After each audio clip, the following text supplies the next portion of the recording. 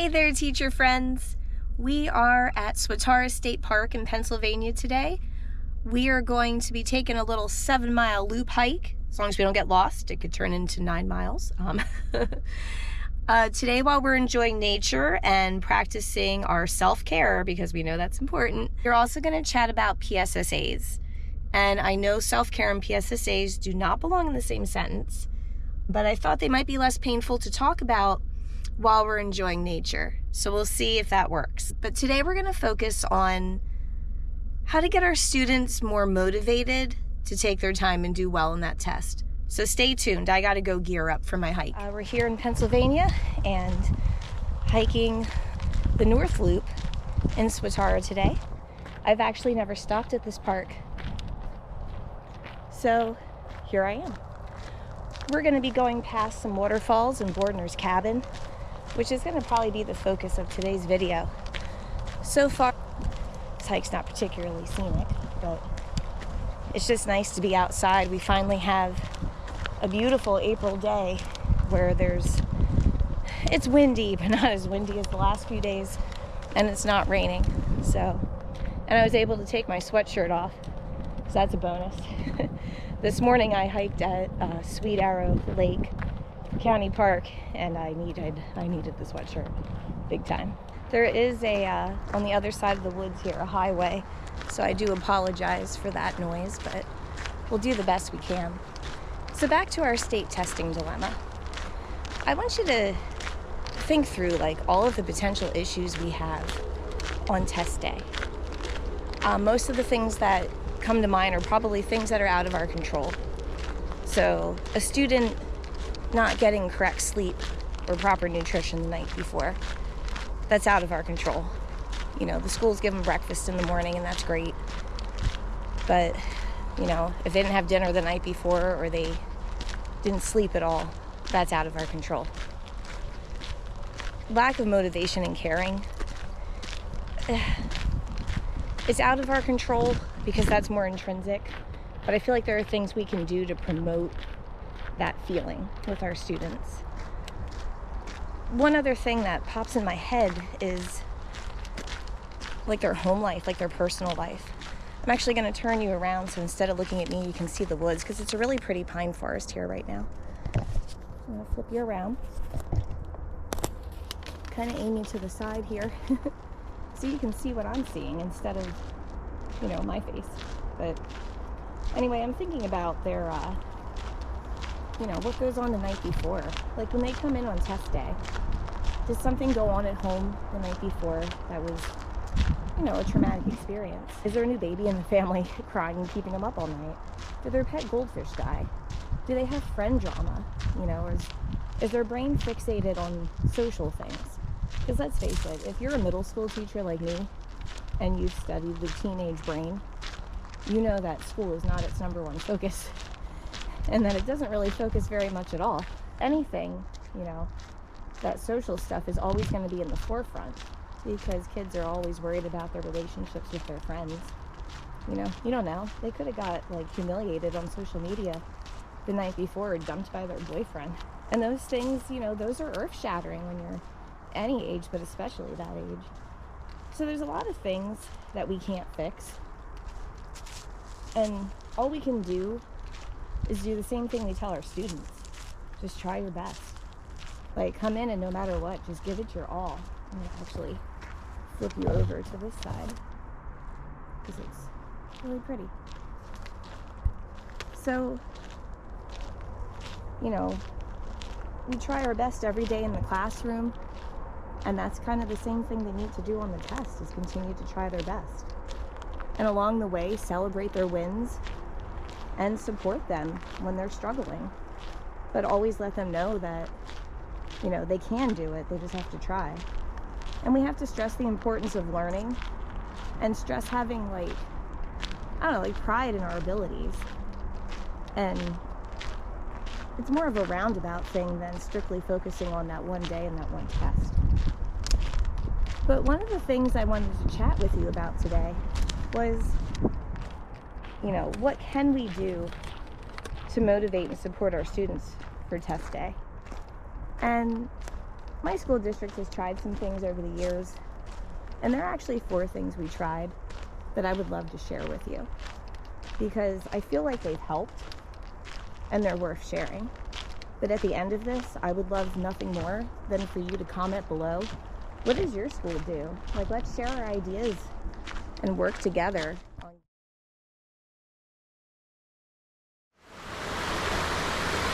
this feels like a great spot to talk about the 4 ways we can motivate students to maybe slow down and do their best on the SSAs. Hopefully the water's not too loud, but I thought you'd enjoy this. So first of all, our admin asks us every year to give them names of students who might simply just need that confidence boost, to feel like they're capable and they can do it. So, you know, the kids that have that potential to do well, but lack that motivation or confidence. So they actually, after we give them a list of names, they call those kiddos down to the office and literally give them like a pep talk. And they'll tell them which teacher recommended that they come down and have that talk. And I actually had this year, one of the students I recommended came back and asked if she could give me a hug. And she was so, like, emotional because she said nobody ever believed in her like that before. And as a result, for the last few weeks, she's been knocking it out of the park in class. So don't underestimate letting your kids know that you believe in them, because it goes a long way. The second thing I do is I always explain the why. I mean, let's face it, as adults, we want to know why, right? We want to know why we're being asked to do something. So I talk about how, like, the test scores are public, and students, you know, they might not care about that until I let them know that we're being compared to other schools. That motivates them because they're pretty competitive with the other local schools and they want to be number 1. So I kind of embrace their competitive side, and I try to encourage them to do their best because everybody can see it. Like, it's public information, and we do want people to know that our school is number 1. I also discussed that we look at those test scores. Like, we actually do use those test scores and make decisions about their educational future with those test scores. So that goes a long way too. This year we're trying something new. We're doing this last minute coaching. So if you're a coach, I am not, but if you're a coach, you know, before your team goes on the field, you have to give them a little pep talk, right? Last minute reminders and whatnot to make sure that they do their best. Well, the same thing goes for state testing. So all of the core content teachers came up with a little pep talk that's going to be read over the announcements before the testing window starts. Some of that's so you can do it, but some of it's also like reminders for test taking strategies, or like for me for TDA, you know, don't forget to make an organizer, don't forget to annotate, because sometimes kids forget to use the skills that they were taught in class on the test. They don't seem to make the connection that those skills are to be used on the test. Last, incentives. And it can be tough because there's no grade and there's no academic impact, and the kids don't have a whole lot of skin in the game at that point. So every year our school has an awards ceremony halfway through the year, and we actually reward the kids for growth. We also reward like the top achieving students, but we do a lot of stuff that has to do with growth on tests, behaviorally, any way that we can honor them, and for doing all the right things and for trying. So getting a little award certificate, a little gift card, goes a long way. And then the one year, we actually turned PSSAs into a competition between 7th and 8th grade. And the class that showed more growth on their PSSAs got a picnic at the beginning of the next year. That actually worked really well. We only did it that one year though, but it was definitely worthwhile. And then we tell them where we rank in our state and in our county. And again, like appealing to their competitive side, it goes a long way. And every year we move up on that ranking, we celebrate.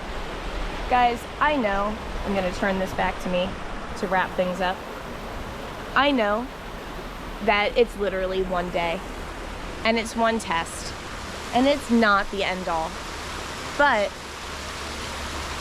it's something we have to do, and it's a way to show that, you know, we're doing our jobs right and the kids are where they need to be successful as adults.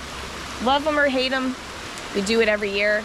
So let's figure out how to make them the best test year we can possibly do. Comment below. Share what your school does every year to get the kids inspired and motivated to do their best on the test. And I'll see you next time.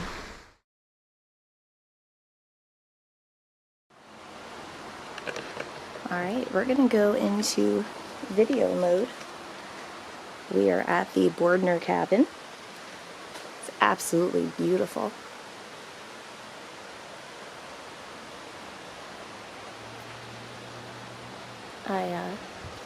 I read a little bit.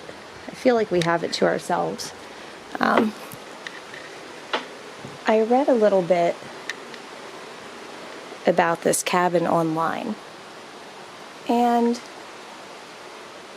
it seems like he was inspired by Frank Lloyd Wright and his architecture, which is pretty cool.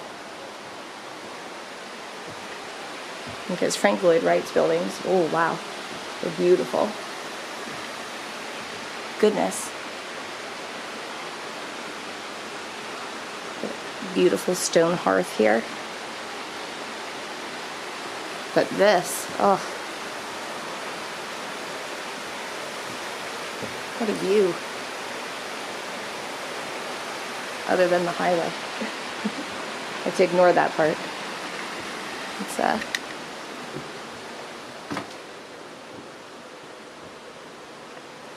little bit of these beautiful, like, vaulted ceilings. Let's check out the view from this window. Just absolutely beautiful.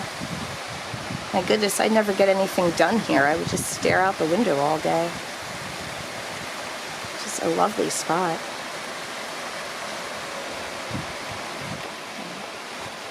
Zoom in there. See the waterfalls trickling down.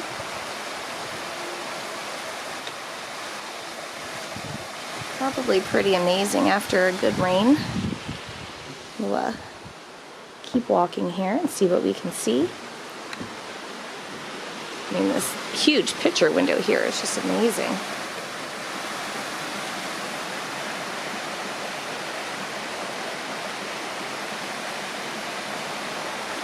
Love it.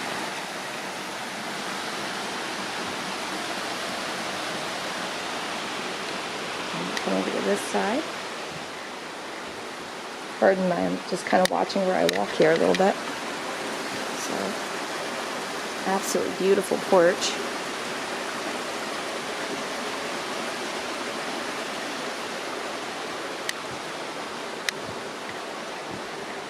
Come out to the porch.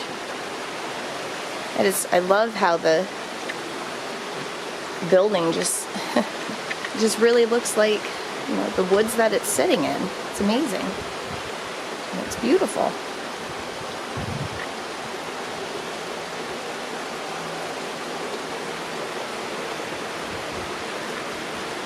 Porch feels a little lopsided. Gotta maybe proceed with caution here. Seems sturdy enough.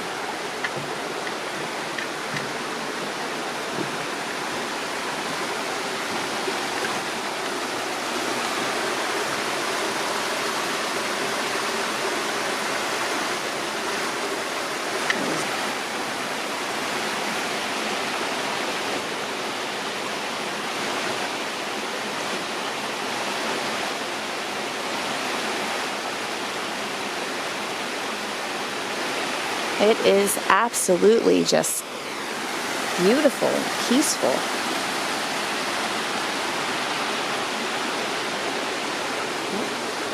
You're going to walk with me back in.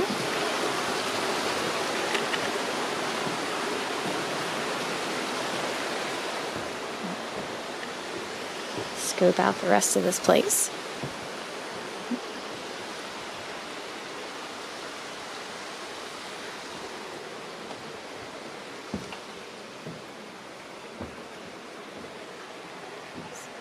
Nifty little log cabin here. Let's see what we can see out of these windows.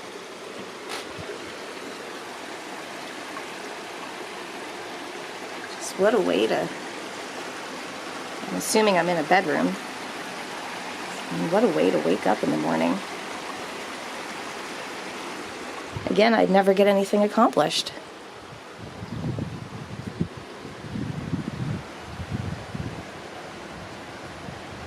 Just hear the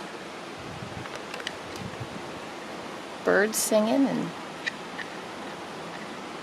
let's see what else we can see here.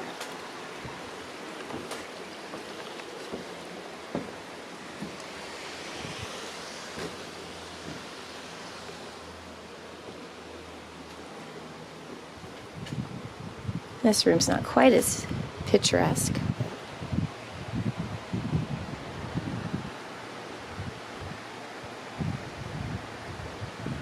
Still very rustic and very beautiful. I don't think all of my shoes would fit in that closet. Alright, we're gonna go up the stairs, I guess. I don't know if I fully... In fact, I'm gonna come here. If we're standing at the picture window, I'm gonna turn. You can kind of see, if you're in front of the window, that's what you're looking at.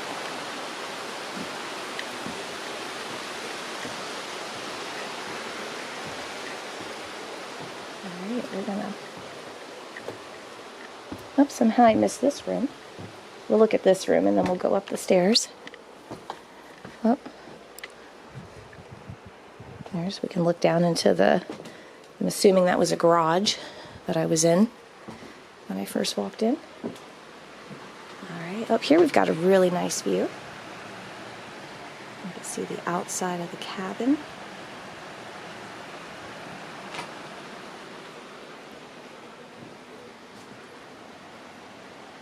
Very grateful that they took the time to preserve this place. I mean, it's just absolutely beautiful. So, I'm going to carefully go up these stairs. They're pretty cool too.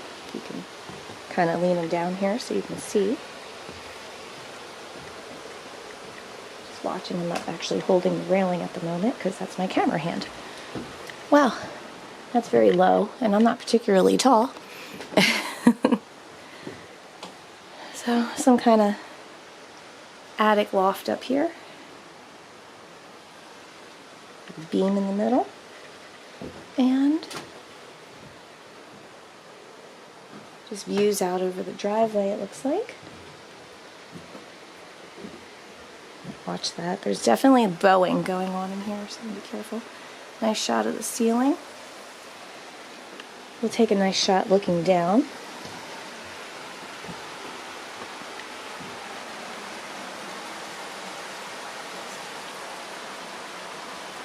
It's absolutely gorgeous.